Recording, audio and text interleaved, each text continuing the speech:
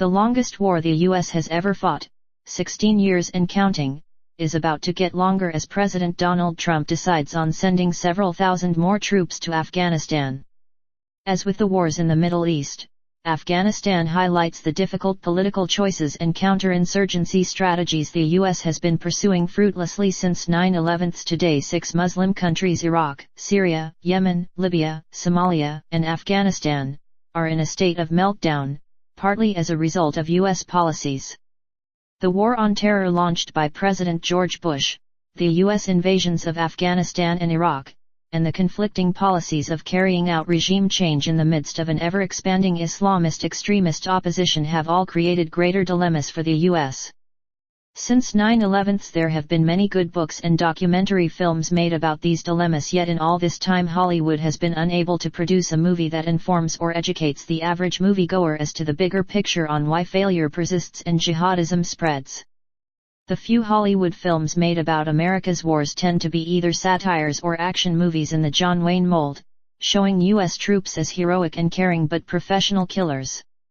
An exception was the 2008 film Hurt Locker, which won 6 Oscars and depicted the dilemmas faced by a US explosive ordnance disposal unit in Iraq, but even Hurt Locker dealt with only a slice of the problem, as did otherwise well-made documentaries about US forces in Afghanistan such as Restrepo and Korengal. Hollywood movies do not ask the difficult strategic questions. Should the US invade or interfere in countries it knows little about? How do US troops win over local support? Is nation-building and promotion of democracy feasible by one part of the US government while another part pursues a war strategy?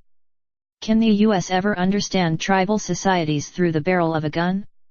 Hollywood has left us devoid of any understanding of the escalating global chaos.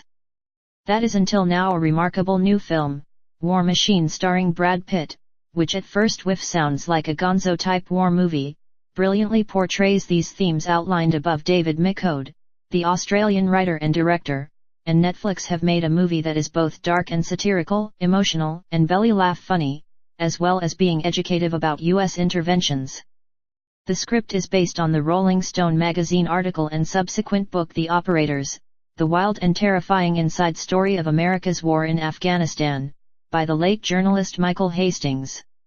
His article led to the 2010 sacking of Stanley McChrystal, the U.S. general in charge of the war in Afghanistan, after he and his staff officers made disparaging remarks about President Barack Obama to the journalist. The movie tells the story leading up to Jen McChrystal's dismissal.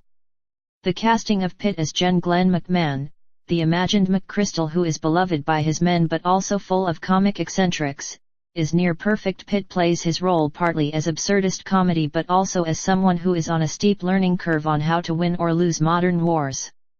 Full of bluster and self-confidence, Jen McMahon arrives to take charge in Kabul after another general had failed. "Let's go win this thing, and let's knock this on the head," he tells his military aides, a coterie of equally brilliant actors whose cameos act as foils for Jen McMahon's slow realization that he is only repeating what other generals before him have tried and failed to do.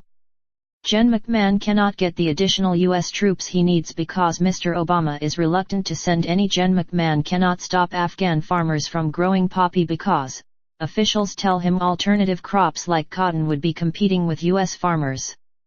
Fellow NATO officers teach Jen McMahon a new reality: you can't build a nation at gunpoint and you can't win the trust of a country by invading it, he is told.